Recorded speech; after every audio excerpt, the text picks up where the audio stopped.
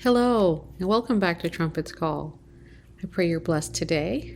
I pray that you're continuing to seek the Father and to be encouraged as we look forward to and hasten the day of our gathering out of Babylon, out of Egypt. In my studies today, I was looking into, or actually reading the book of Numbers, listening to it actually, and something kind of caught my attention. It was talking about Caleb, and I had done some research on Caleb in the past, but I just wanted to look into it again because there was speculation out there that Caleb was actually a Gentile, that Caleb was an Edomite, and so I just wanted to look into it again and see what I could find and see what the Most High would reveal. And so the purpose of this video is just to discuss some of the things that I found, and perhaps it can be beneficial to you. So join me as we delve into the question of who is Caleb, the son of Jephunneh, the Kenizzite? Who is he? Just who is he? So when we study the scriptures, we first see Caleb as it talks about him in Numbers chapter 13. We know that he was chosen to be one of the spies that was to be sent out into the land. As our ancestors were brought out of Egypt, they were to inherit the land after serving time in the wilderness, and some of the rebels were dealt with there. But the Most High was said, okay, it's time for you guys to inherit your land. And so 12 spies, one from each tribe, was sent out. They were sent out to spy out the land to see whether or not it was good and habitable, and just to give a report on the land. And Caleb was one of the ones that was chosen from the tribe of Judah. It says in Numbers chapter 13, starting at verse 1, "And Yahuwah said to Moses, Send out for yourself men to spy out the land of Canaan, which I am giving to the Israelites," or to Yasharal. "From each of their fathers' tribes, send one man who is a leader among them." So at the consent of the Most High, Moses sent them out from the wilderness of Paran. All the men were leaders of the Israelites, and these were their names. And then he proceeds to give the names of several of the leaders of the tribes. From the tribe of Reuben, Shammua, son of Zakur. And from the tribe of Simeon, Shaphat, son of Hori. From the tribe of Judah, Caleb, son of Jephunneh. So, just who is Caleb and who is Jephunneh? Are they Israelites? Are they Gentiles? Are they Edomites? What are they?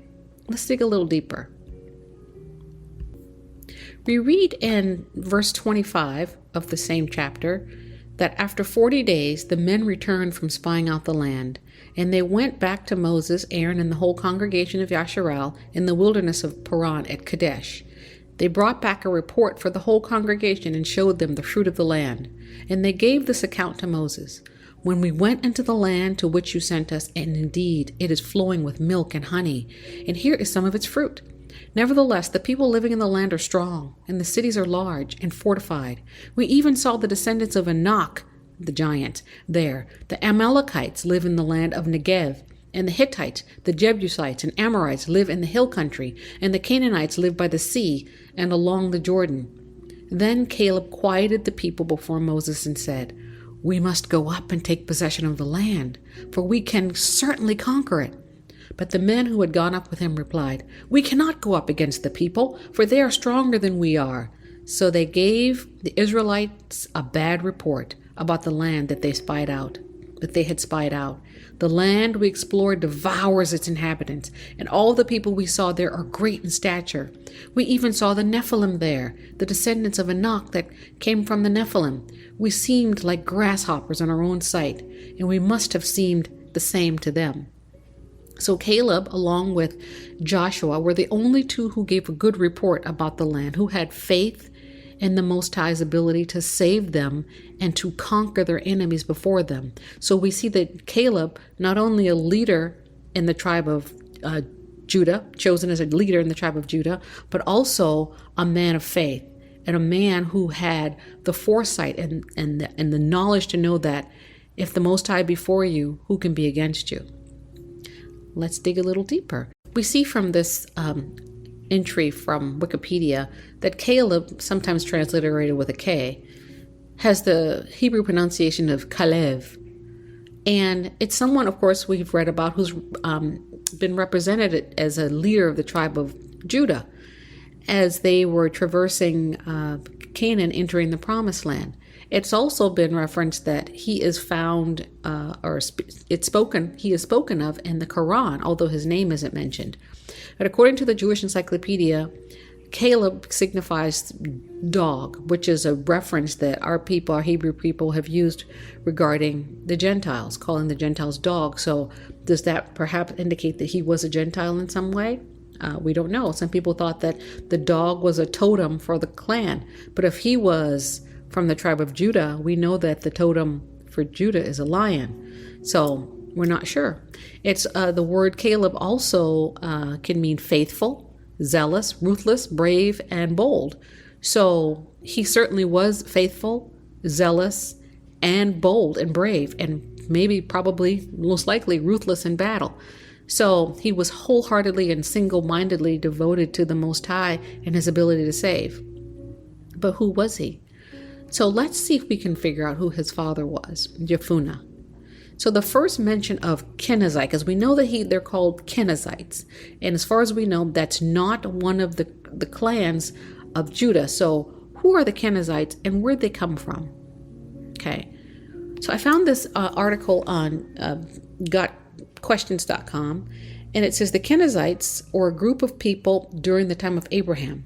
They are mentioned in Genesis chapter 15 as one of the groups living in the land that the Most High promised to Abraham's descendants. Not much is known about these people or the group where exactly they lived. Some scholars believe that the Kenizzites lived in Arabia, while others believe that the Kenizzites eventually intermingled with the people of Canaan and lost their identity as a people group. These commentators see evidence of the Kenizzites assimilating with the Canaanites and the fact that their name is missing from the list of people in the Promised Land during the time of Joshua's conquest. Now let's go to Genesis chapter 15 and see where the Kenizzites are mentioned. Now this is during the time where the Most High is telling Abraham that he's making a covenant with him and that he's going to give him the land of Canaan for a possession. And it starts in verse 18 where we see he's saying, "In the same day Yahweh made a covenant with Abram, saying, Unto thy seed have I given this land, from the river of Egypt unto the great river, the river Euphrates. The Kenites and the Kenizzites and the Cadmonites and the Hittites and the Perizzites and the Rephaims and the Amorites, the Canaanites and the Girgashites and the Jebusites." This is the land that the Most High is promising that he would give to Abraham as a possession, the land that belonged to these people. Notice the word Kenizzite is listed among the people who lived in the land during the time that Abraham lived there. Okay? So the Kenizzites go way back. They go way back to Abraham's day and likely before Abraham's day. Okay? So if we see that the Kenizzites are living in the land of Canaan during the time of Abraham's rising up before he even had descendants, who are they and who could they be? Going back to the article at gotquestions.com, it says, it could be that some of the Kenizzites integrated with Israel before the conquest of Canaan, joining God's people during the exodus from Egypt. It's also possible that the Kenizzites were associated with Israel earlier, and that they had gone to Egypt with Jacob and his family to escape the famine in Canaan. It could be. It could be that they joined Israel in the land and then went up to Egypt with them. Or it could be that they joined up with Israel after they came out of Egypt and are joining up with them now. We don't know. But the implication is that they had been with them for some time because Caleb had established a reputation in Judah as being one of the leaders. And so if he were of a descendant of someone who was not an Israelite, it would take time for him to build up a reputation in order to become one of the leaders of Israel. If he had just come into the group since they had come out of Egypt, it's not likely that he would have been chosen as one of the leaders.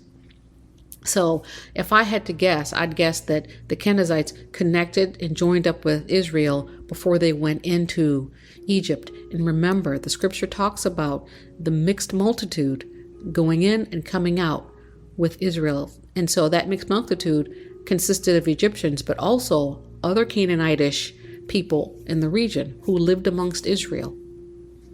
Okay? It also says in Numbers 32:12, Caleb is mentioned as the son of Jephunneh the Kenizzite. Other passages also name Caleb as related to the Kenizzites through his father Jephunneh. It does that in Joshua chapter 14. It seems clear that from this, that some of the Kenizzites must have joined Israel as proselytes or converts at some point. Significantly, Caleb's relation to the Kenizzites demonstrates how believing Gentiles were at times integrated into Israel, and in the case of Jephunneh, into the tribe of Judah, as we see in Numbers chapter 13. Despite his Canaanite heritage, Caleb is included in the genealogical listing in Judah in 1 Chronicles chapter 4. It is likely that Caleb's mother was of the tribe of Judah. So this is what I'm seeing. I'm seeing that it's very possible that Caleb's father was a Gentile or a stranger, someone from the Canaanitish group of the Kenizzites, whose family members came at some point to live amongst the Israelites. He chose a wife of the tribe of Judah and became associated with the tribe of Judah and had children. And these children were considered to be a part of the tribe of Judah. As a matter of fact, Caleb is not listed as a stranger. He's listed as a leader of the tribe of Judah. So though his father may have been a Gentile, his mother's status as a woman or a daughter of Zion, a daughter of the Judah, transferred to her children. And the grace that was upon Israel transferred to those who lived amongst them. And that's what happened. It was very common for people of the region to join up and live amongst the Israelites, but the only stipulation is that they had to keep the laws, the commandments, and the statutes that Israel was commanded to keep.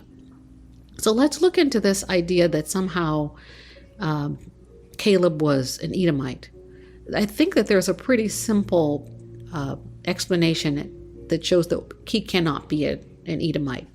And here's why.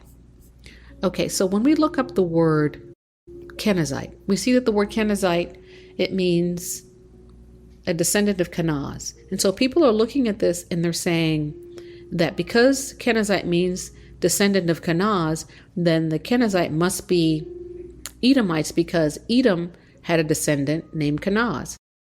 So we read in Genesis chapter 36, verses 9 through 12, "Now these are the descendants of Esau, the father of Edom, in the hill country of Seir. These are the names of the sons of Esau: Eliphaz, the son of Ada, the wife of Esau; Ruel, the son of Basemath, the wife of Esau. The sons of Eliphaz were Taman, Omar, Zepho, Gatam, and Kenaz. Now Timnah was the concubine of Eliphaz, the son of Esau." So we see here that Esau has a descendant, a grandson named Kenaz. And so the implication, people are implying that the Kenaz or Kennazites must be the origin of the Cannazites. So that Kenaz came from Kennazites. But we also see that Caleb had a brother named Kenaz. And we read that in Judges chapter 1, where it says, "And Caleb said, to the man who strikes down Kafir Sefer and captures it, I will give my daughter Aksah in marriage." So Othniel, son of Caleb's younger brother Kenaz, captured the city, and Caleb gave his daughter Aksah to him in marriage. Okay, so Caleb had a younger brother whose name is Kenaz. Kenaz could have very well been a family name going all the way back to Abraham's day. If Kenaz was a family name going all the way back to Abraham's day, then we can understand where the name Kennazites came from. But here's why we know and understand that the Kennazites could not be possibly referring to Esau or Edom. It couldn't possibly be referring to Edom. The name Kennazites could not have been referring to the descendants of Kenaz, because if you go back and you look at Abraham's day, Abraham lived in the land of Canaan amongst the Kennazites and the Kenites, and the Girgashites and all of those ites. He lived there before he had Isaac. Okay? He lived there before he had Isaac, before he had Jacob, before he had Esau. So it is impossible that Abraham could have lived in a region named after a descendant of one of his grandsons before his grandson was even born. That's a logistical impossibility. So the name Kenizzite had to have come from somewhere else. If it did come from the name Kenaz, then it had to have been because there was someone else named Kenaz or some derivation of that name who was named Kenizzite. Now, like I said, it could have been that Caleb, who had a brother named Kenaz, it could have been a family name.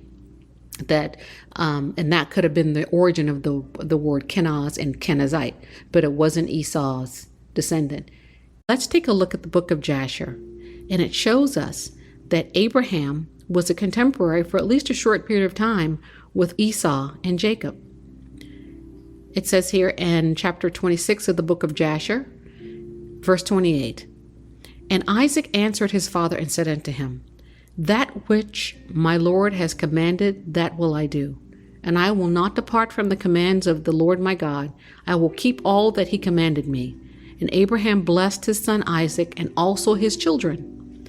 And Abraham taught Jacob the instruction of the Lord and his ways.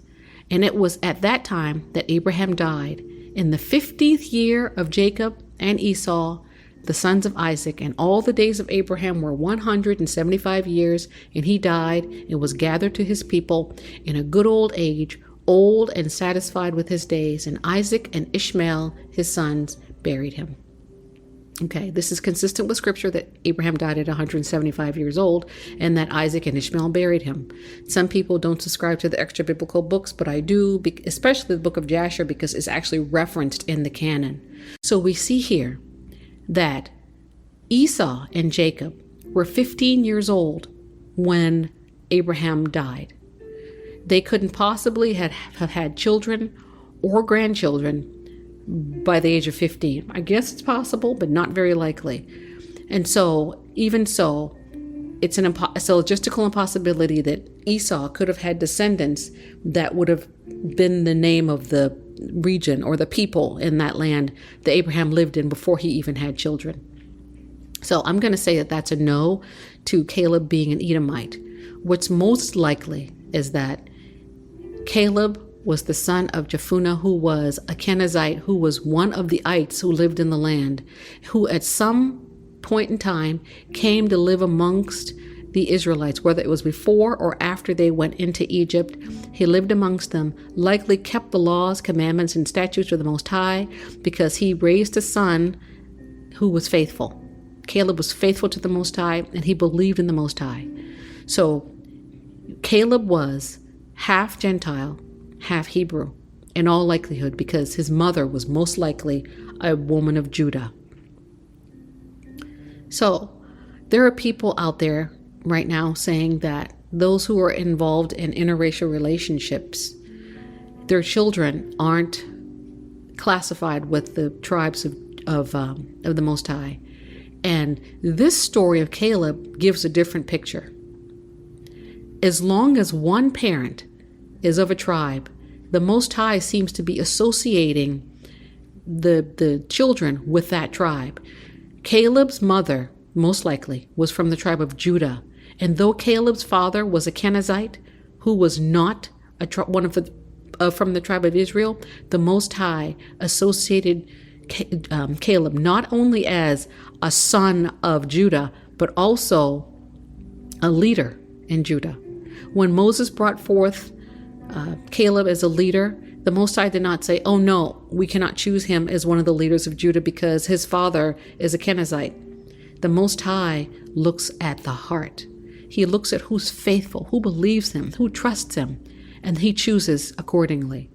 The Most High has always given us every indication in the scriptures of his intention to choose the Gentiles and to graft them in and allow them to be a part of the nation of Yasharal.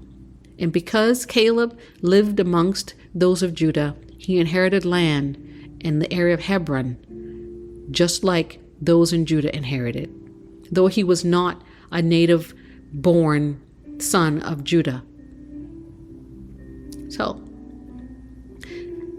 this mystery seems to have been solved, at least for me. And I think that the Most High demonstrates his grace to us in ways that it's just unfathomable sometimes. And I'm really encouraged to read his faithfulness, and that the tribe of Judah had a representation way back then that was of the Gentile origin. And we see that even within the tribe, there were many people who were of Gentile origin who became part of the bloodline of Judah and part of the bloodline of Messiah. So the Most High is no respecter of persons. He chooses the faithful. He chooses the obedient. May we focus our hearts on that truth and not be racist ourselves as we sometimes within our congregation, the congregation of Yasharal, speak out against the Gentiles as if somehow the Most High won't receive them if they're obedient and if they're faithful. Caleb is an example to us that if you're obedient and if you're faithful, the Most High will choose you and he will elevate you and he will reward you. So I pray that you're blessed today. I pray that the Most High makes his face to shine upon you, grant you peace, and that you're drawing nearer to him in these challenging times in which we find ourselves. Shalom, brothers and sisters. Shalom.